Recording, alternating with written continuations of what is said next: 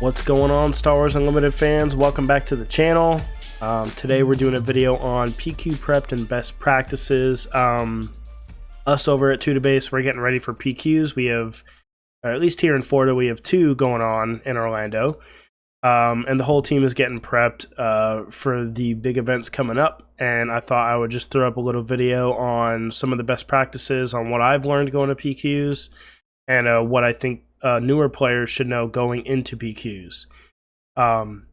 First of all, I want to give a big shout out to the Haven Games, Matt over at the Haven Games, sponsoring us for these events coming up and getting us prepped and ready. And I want to showcase we are ready and looking great for these PQs coming up, because we've got these sweet new jerseys that we got made for the whole team. And shout out to Matt for helping out with that, and the Haven Games for supporting us.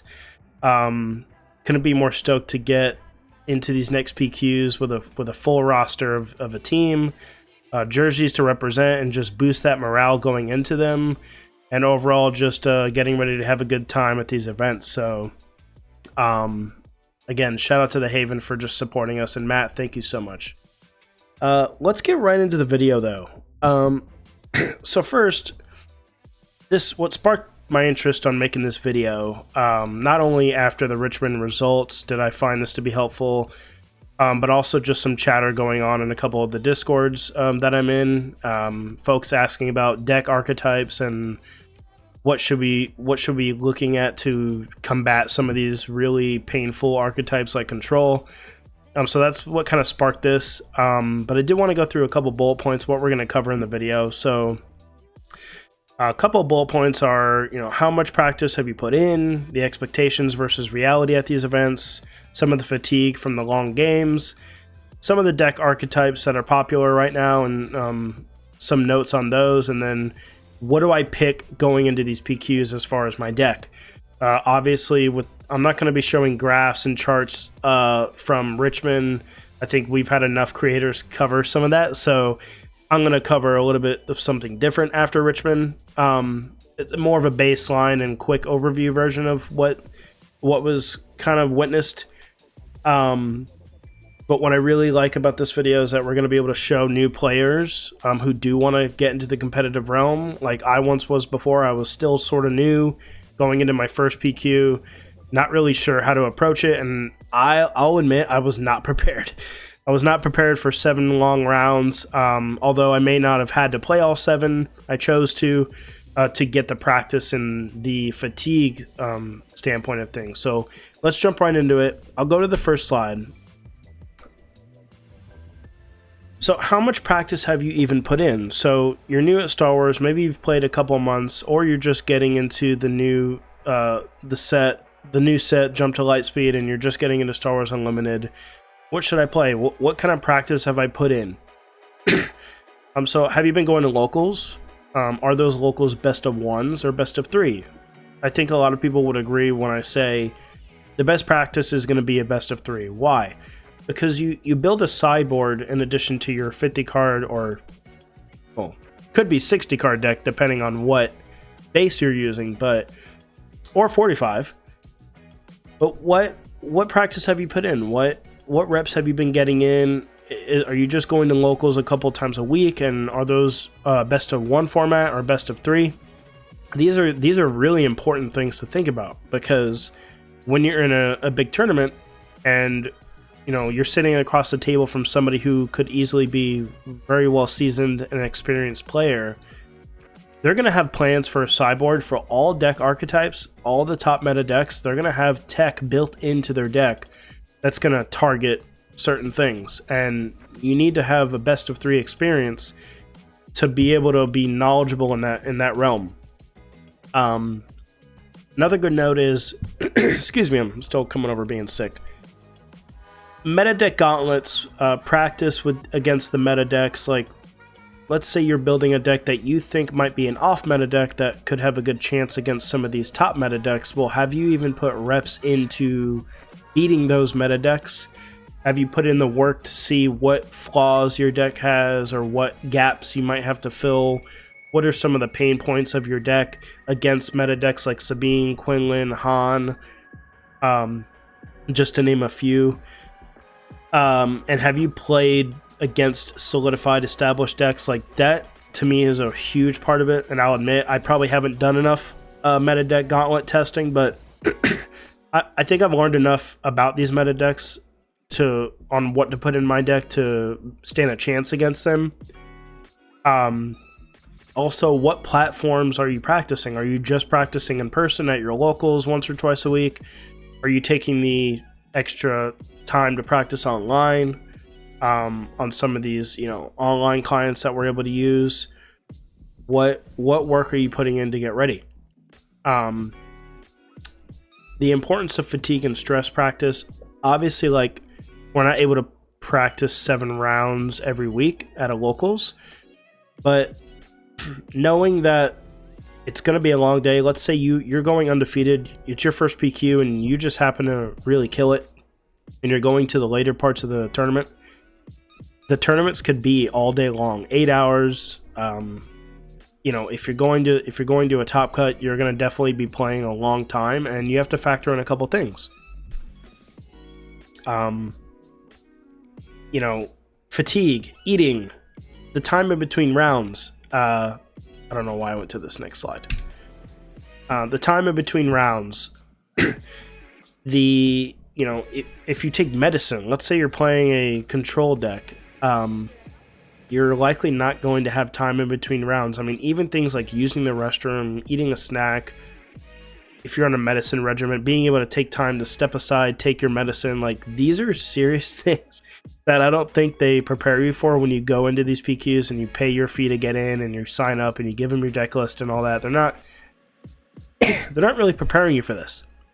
So you need to go into it knowing that is a huge factor that's going to play into your results at the tournament.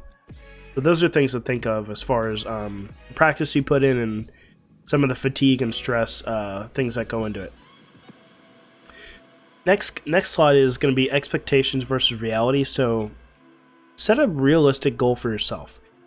If you're new to the game and you want to get reps into a competitive environment, for me, my first PQ was knowing that, just based on my practice and time of playing the game, I know I'm not at this top tier level of play yet. Being my first PQ, all I really wanted to do was get the experience of going, get good reps, hopefully snag a few rounds and get some wins, and learn what not to do next time or what to do better next time. And I certainly did do that. So at this point, I've competed in 2 PQs. Both I pretty much X2'd around round 5, I think, was what I averaged. So I went X2 around round 5. So my first 3 rounds, I was 3-0. And then taking a loss in the 4th round, which for me was a huge win. I even had weeks of leading into these tournaments where at locals I was struggling, having deck identity crisis where I don't know what I'm going to play. But I ended up taking what I was comfortable with and doing well. So what was my expectation going in was perform at a decent level, snag some wins, and learn some do's and don'ts going into the next PQ where I think I'll be better prepared. Are we here to win or get the experience? Like I said, if you're going into it saying, I want to make top cut, let's say there's 150 players, it's very hard to do in your first PQ and first competitive tournament. So you want to set realistic expectations. Are we going just because we love to play, or we love playing the game so much we want to get our reps in the competitive environment? Those are things you want to think about before you sign up. You're paying $40. I think most of them cost $40, but you're paying about $40 to get into this tournament. So make sure when you go into it, you level set yourself into it, knowing that you might not make that top cut. What can you gain out of it if you're not winning? If I'm not winning, what benefit am I gaining? Like I said, getting the reps in a competitive environment, knowing that there's little time in between rounds. Some big tournaments have breaks, most do not, is what I hear. So knowing that, you just having the practice of fatigue, Like me, if I don't eat for a while, I get a headache, and when I get a headache, I don't even feel like playing anymore. So I've learned in my first couple of PQs, I've learned to be more prepared. Eat a nice breakfast, get good rest the night before, and get into that PQ knowing that you're prepared, you have a bag of snacks. If you're blessed enough and you're able to, have a round end shorter than you expected, maybe you win faster than you expected, you're able to, you want to use that time in between to snack, get some water, use the restroom if you're lucky enough. Some of these places that are holding PQs, they only have one restroom or two restrooms, so you definitely want to take that into account in between rounds. So expectations versus reality, I think, is what can make or break your experience and how much fun you have at a PQ or a big tournament. We talked about fatigue and long games, physical and mental prep a little bit. So what deck am I choosing? So my first PQ, I was on Boss Blue, which is a control deck, a hard control deck, where you're delaying their units all game and you're playing big bombs at the end to close out the game. But what I didn't realize was I'm almost not going to be able to use the restroom all day. So like I said, I got to think fourth round, I ended up 3-0 going into fourth round, and then I just tanked because I hadn't used the restroom, hadn't eaten, gotten a headache. And so with that, I think going into my next PQ, I'm looking to play. Well, ultimately, you're trying to look to what the meta is, and you're trying to play what might combat what's big in the meta. But I mean, unless you're super confident in yourself and you're able to withstand not using the restroom for literally hours on end during a tournament, you might want to pick something that's not a control deck, that might be a little faster. You might get your results faster and have time in between rounds.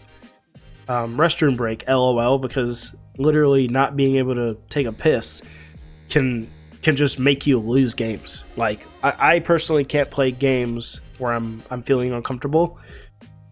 So choosing your deck choice could really play a factor in your stress levels during the tournament, and so that is something I think you should take into account. Like I mentioned some of this before, but taking meds if you're required, like some people are on a heavy medicine regimen, playing a control deck into a PQ where you're like not gonna get a break in between, it can really throw you off. I mean, you got to think of these things going into it for sure. And then there's that mental, like I said, mental stress of being tired with no breaks and getting things like headaches and just not feeling well, are things that I don't think enough people think about. I didn't think about it enough, and the results showed.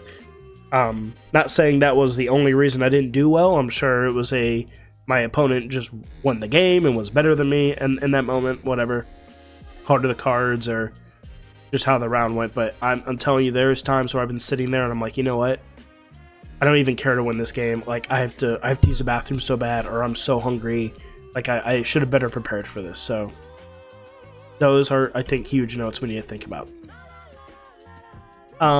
Deck archetypes. So this is a huge one. I know that's been popping up since the Richmond results came in. A lot of people in the comments of some of these creators and videos I've been coming across is, what do I play going into it? I have no idea what to play now.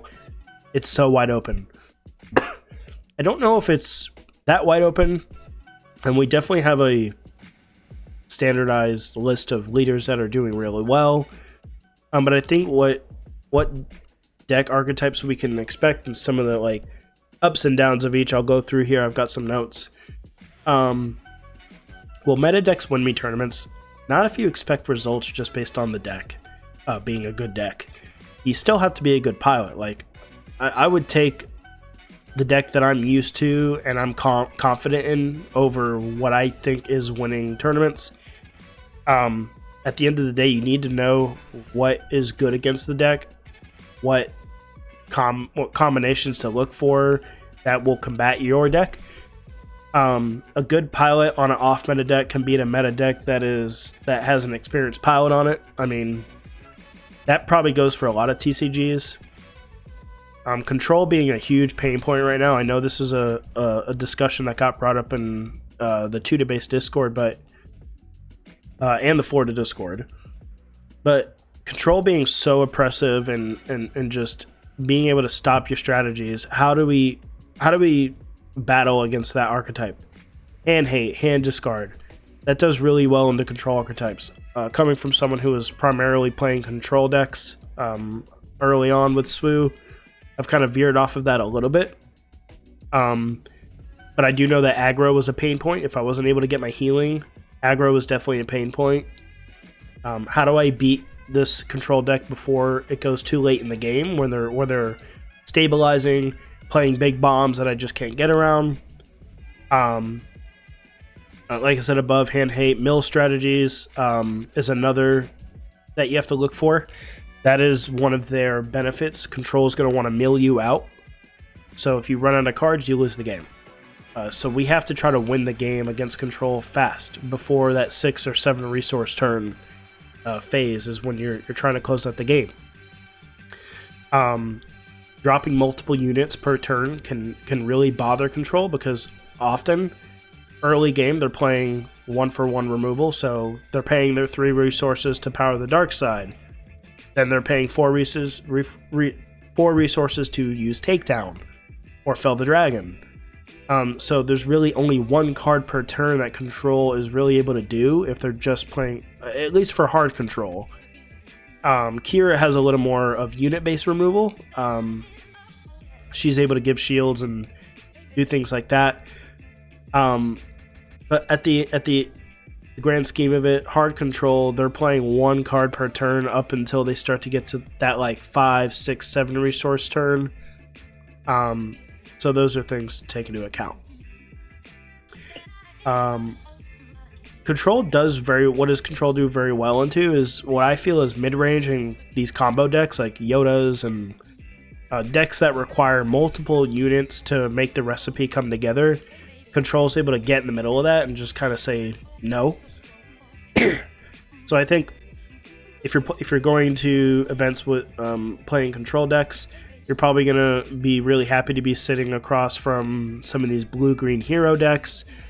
Some of the mid-range decks like Han can really get around control. Han yellow especially, but even more so like Han green, because you're able to drop multiple units. You play cards like Ewing Reinforcement, where you can drop multiple units, flood the board.